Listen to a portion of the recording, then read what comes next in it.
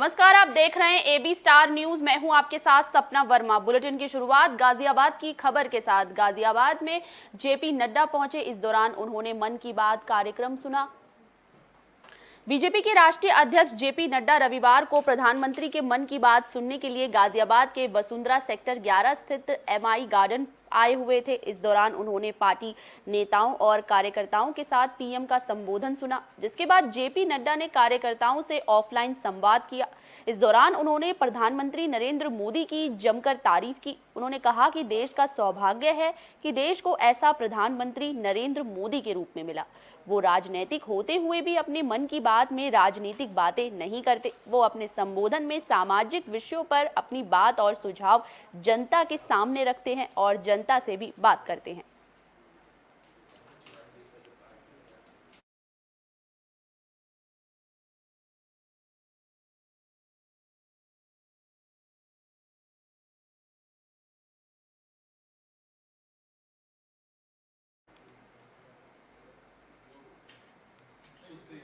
सीतापुर में सीतापुर जेल में बंद आजम खां से मिलने रविदास मेहरोत्रा पहुंचे। इस दौरान तमाम तरीके से उन्हें वापस लौटना पड़ा। उत्तर प्रदेश की राजनीति में आजम खां को लेकर नाराजगी के सुर उठने के बाद अब समाजवादी पार्टी उनके समर्थन में खड़ी हो गई है। रविदास को सपा के लखनऊ मध्य से विधायक रविदास मेहरोत्रा जेल में बंद आजम खां से मिलने पहुंचे, लेकिन जेल प्रशासन ने तबीयत खराब होने का हवाला देते हुए उन्हें मिलने से मना कर दिया। सुबह करीब 10 बजे रविदास सपा समर्थकों के साथ कारागार परिसर में पहुंचे थे। हालांकि विधायक रविदास मेहरोत्रा को मायूस होकर वापस लौटना पड़ा। इस दौरान सपा विधायक ने भाजपा सरकार पर जमकर निशाना साधा और कहा कि प्रशासन को सरकार से आदेश है कि हम लोगों को उनसे मिलने न दिया जाए। उन्होंने कहा कि आजम खां को वहां रखा गया है जहां पर फांसी की सजा पाए अपराधी रहते हैं।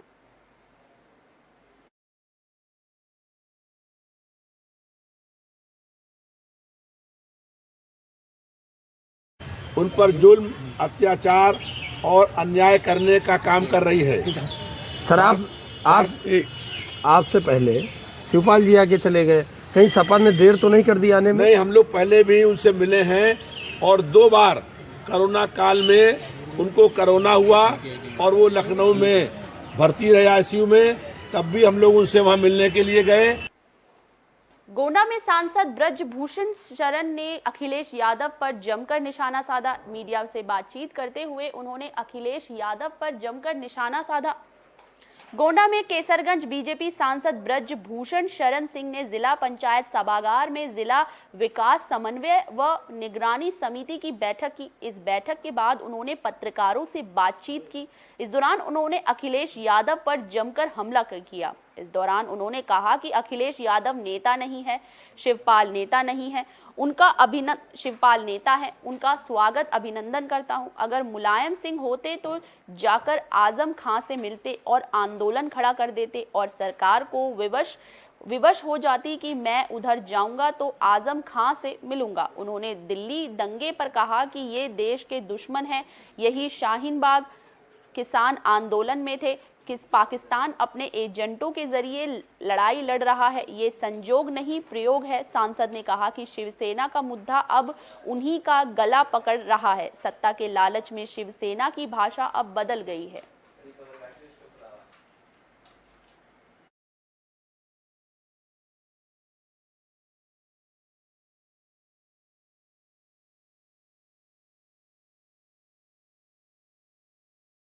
शिवपाल यादव ने अच्छा काम किया। हमारा कोई साथी अगर संकट में है, जेल में बंद है, मेरे ऊपर टाटा का आरोप था और प्रधानमंत्री जी का पत्र है। प्रधानमंत्री जी उस समय अटल जी थे, उन्होंने पत्र लिखा और चंद्रशेखर जी को संदेश बात के रूप में मेरे पास भेजा और उन्होंने लिखा कि चाहे बिद राखे राम राहे सुहाए बिद रहिए। और प्रधानमंत्री जी ने लेटर लिखा, स्वर्गीय अटल जी ने लेटर लिखा कि अगर अच्छा दिन नहीं रहा तो बुरा दिन भी नहीं रहेगा। अगर मेरा कोई साथी किसी कारण से कहीं है तो उसके दुख में शामिल होना चाहिए। गलत है या सही है, मैं न्यायपालिका की बात नहीं करता। अखिलेश यादव ने बहुत बड़ी गलती की अखिलेश यादव ने। मैंने पहले कहा था कि मुलायम सिंह होते तो वो जाकर के जरूर मिलते, आजम खां से, और सरकार विवश हो जाती है, आंदोलन खड़ा कर देते हैं। गाजियाबाद में 14 साल के मासूम को लोगों ने श्रद्धांजलि देते हुए कैंडल मार्च निकाला। इस दौरान उसके लिए न्याय की गुहार लगाई गई। दिल्ली से सटे गाजियाबाद के सबसे पॉश इलाके कौशाम्बी में 21 तारीख की शाम को 14 साल के मासूम का शव पार्क में मिलने से हड़कंप मच गया, जिसके बाद उस वक्त से अब तक इस मामले को लेकर पुलिस प्रशासन सुस्त दिखाई दिया। जिसके बाद स्थानीय लोगों ने मासूम को भावपूर्ण श्रद्धांजलि देते हुए कैंडल मार्च निकाला।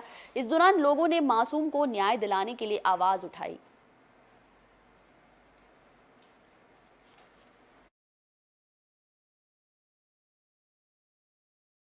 हमारा जो कैंडल मार्च निकालने का ये था कि पुलिस इन्वेस्टिगेशन में हमारे को डाउट था, क्योंकि जो उन्होंने बच्चे पकड़े थे वो शक से बाहर थे, क्योंकि हमें ऐसा लग रहा है कि मुजरिम कोई और है, क्योंकि जिस तरीके से बच्चे की निर्मम हत्या कर दी गई है कि उसके आँख फोड़ दी गई, उसके लैट्रिन की जगह बांस डाल दिया गया, उसकी बाथरूम की जगह पे हथियार मारा गया, उसकी कलाइयाँ तोड़ दी गई, उसके पैर की एड़ियाँ तोड़ दी गई। क्या ये 14 साल के बच्चे नहीं कर सकते? ये किसी प्रोफेशनली लोगों ने करा है, और हम इस चीज़ के न्याय के लिए ही सारे कॉलोनी के लोग एकत्रित हुए हैं कि हमारी जो निष्पक्ष जांच हो। देखिए, जिसकी माँ की गोद उजड़ी है उसकी माँ से पूछो कि उसका हाल क्या है। इस पार्क में पहली बात तो लाइट नहीं है, सारे नशे करने वाले यहाँ पे आते हैं, बैठते हैं, और मतलब कि शाम होने के बाद इस पार्क में कोई भी एक अच्छा इंसान आने की हिम्मत नहीं कर सकता। और सबसे बुरी बात इस पार्क की ये है कि इसमें एक लाइट तक। आगरा में 2 शिक्षकों के हैवानियत का मामला सामने आया। बंद कमरे में छात्र की जमकर पिटाई की गई। इस दौरान छात्र बुरी तरह घायल हो गया। आगरा के थाना ताजगंज वैभव नगर चौकी क्षेत्र के बाल विद्यापीठ स्कूल से शिक्षकों की हैवानियत की दास्तां सामने आई, जहां 2 शिक्षकों ने कमरे में बंद कर छात्र के साथ मारपीट की, जिसके कारण छात्र को गंभीर चोटें आई। छात्र के परिजनों ने इसकी शिकायत क्षेत्रीय चौकी में भी की थी, लेकिन अभी तक कोई कार्रवाई नहीं की गई है, बल्कि छात्र के परिजनों पर विद्यालय प्रबंधक की ओर से राजीनामा पर का दबाव बनाया जा रहा है। वहीं छात्र के परिजनों ने दोनों शिक्षकों के खिलाफ कार्रवाई की मांग की है। अब देखना दिलचस्प होगा, क्या छात्र को इंसाफ मिल पाएगा? क्या शिक्षकों के नाम को बदनाम करने वाले दोनों शिक्षकों पर कार्रवाई होगी?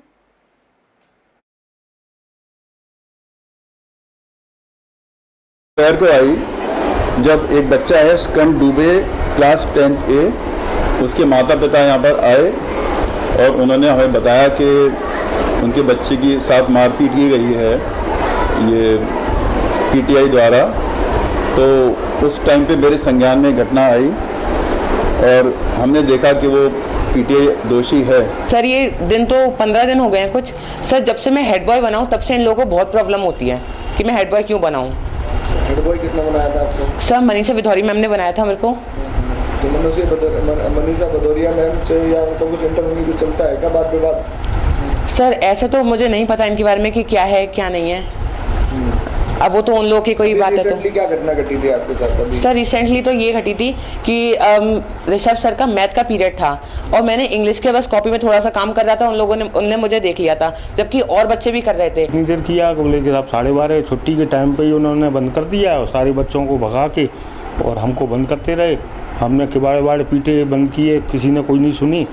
2 मेरे फ्रेंड थे, उनकी पानी की बोतल वहाँ रह गई है, तो वो लोग अच्छा उन्होंने बंद करते हुए भी देख लिया था, तो वो इसी वजह से बच्चे वहाँ आए और उन्होंने बहुत जिद करी, जबरदस्ती करके तब गेट।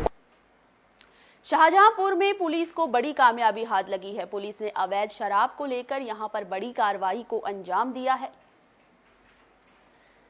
शाहजहांपुर के थाना सदर बाजार पुलिस ने रविवार को कोर्ट के आदेश पर शहबाज नगर में हजारों लीटर देसी शराब को रोलर चलाकर नष्ट किया है। इस दौरान सदर कोतवाल धर्मेंद्र कुमार ने बताया कि 5 सालों के आबकारी अधिनियम के 500 अभियोगों के माल का रविवार को निपटारा किया गया। उन्होंने बताया कि उच्च अधिकारियों के निर्देश पर थाना मलखानों में रखे मालों का निस्तांतरण किया जा रहा है। सदर कोतवाली की ओर से सीजेएम कोर्ट में एक रिपोर्ट पेश की गई थी। कि थाना परिसर में दाखिल देसी शराब की दुर्गंध आ रही है और वातावरण उससे दूषित हो रहा है। अधिक समय तक कारखानों पर महामारी की आशंका जताई गई थी, जिस पर कार्यवाही करते आदेश पर रविवार को कार्यवाही करते हुए वर्ष 2017 के 68 वर्ष, 2018 के 74 वर्ष और 2019 के 60 वर्ष और 2020 के 91 वर्ष, वहीं 2021 के 207 कुल 500 आबकारी अधिनियम के अभियोग में बरामद 6183 लीटर अवैध देसी शराब को शाहबाज नगर के पास सदर बाजार पुलिस ने रोलर से क्रश कराया और नियमानुसार अवैध शराब को नष्ट किया गया। इस दौरान आबकारी विभाग के अधिकारी भी और अन्य अधिकारी भी मौजूद रहे।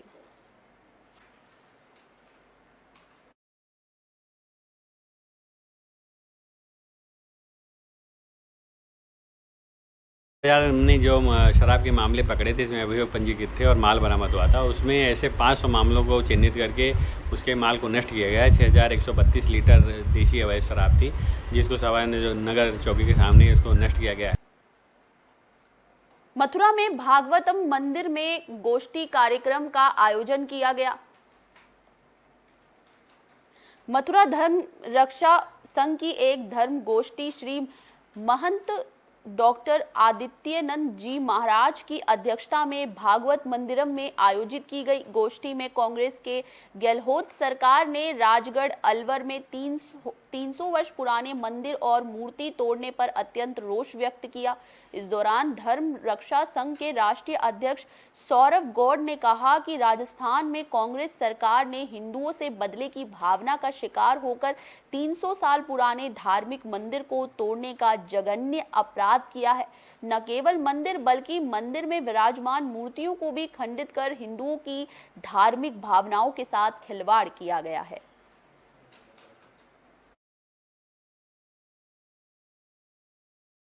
आज के समाचार पत्रों में और चैनलों पर जिस प्रकार का राजस्थान सरकार का कुकृत्य देखने में आ रहा है, जिन्होंने अलवर जिले के राजगढ़ में 300 साल पुराने मंदिर को तोड़ा है।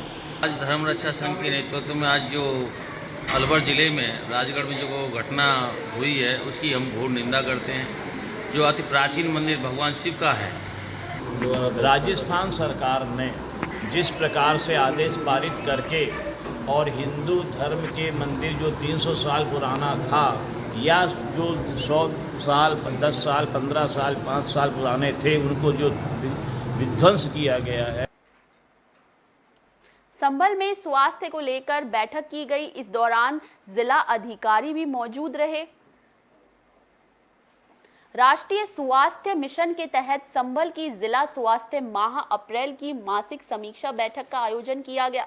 बैठक का आयोजन जिलाधिकारी की अध्यक्षता में कलेक्ट्रेट सभागार बहजोई में किया गया। मासिक समीक्षा बैठक में मिशन के अंतर्गत संचालित योजनाओं, कार्यक्रमों की भौतिक और वित्तीय समीक्षा विस्तृत रूप से की गई। इस दौरान टीकाकरण को लेकर भी जिलाधिकारी ने सीएमओ को निर्देश भी दिए, जिसमें कहा गया कि टीकाकरण का कार्य 100% करना सुनिश्चित करें। साथ ही जिला पंचायत राज अधिकारी को निर्देशित करते हुए पंचायत सहायकों को कोविड टीकाकरण में सहयोग हेतु प्रयोग किया जाए। जो कर्मचारी अगर कार्य नहीं कर रहे हैं तो इनके खिलाफ कड़ी से कड़ी कार्रवाई की जाए। उन्होंने कहा कि 12 से 17 साल के बच्चों का भी टीकाकरण कराया जाए। विशेषकर बेसिक शिक्षा अधिकारी को निर्देशित करते हुए जिलाधिकारी ने कहा कि सभी स्कूलों में कैंप लगाकर इस कार्य को गति से किया जाए।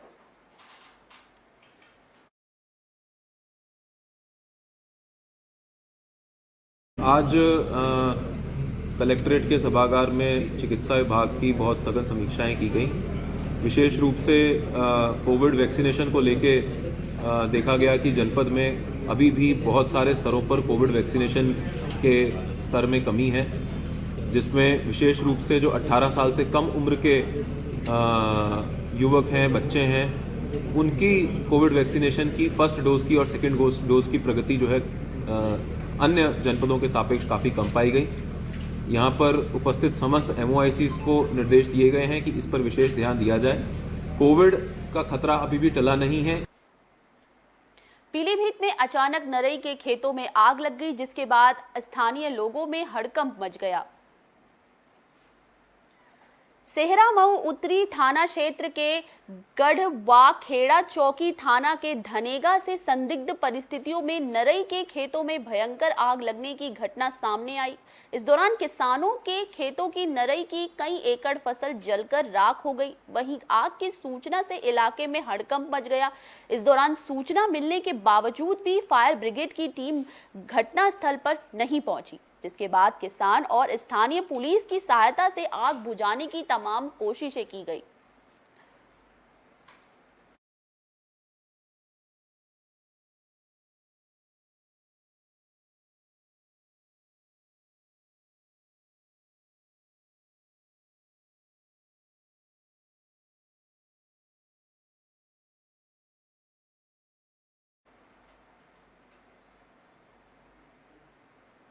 बहराइच से दर्दनाक हादसे की खबर सामने आई। ट्रक से टेम्पू टकरा गया। इस हादसे में 6 की मौत हो गई और 3 घायल बताए जा रहे हैं।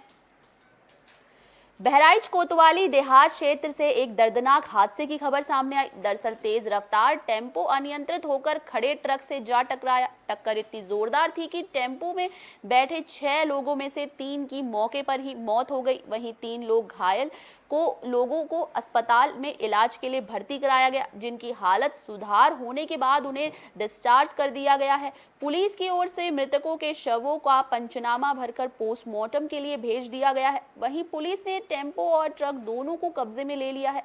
इस संबंध में जानकारी देते हुए अपर पुलिस अधीक्षक नगर कुंवर ज्ञानंजय सिंह ने बताया कि पोस्टमार्टम की कार्यवाही के लिए तीनों शवों को कब्जे में लेकर पोस्टमार्टम के लिए भेज दिया है। टेम्पो और ट्रक पुलिस के कब्जे में है और एफआईआर दर्ज कर ली गई है। जांच कराई जा रही है। जो भी तथ्य प्रकाश में आएंगे उस पर नियम के अनुसार वैधानिक कार्यवाही की जाएगी।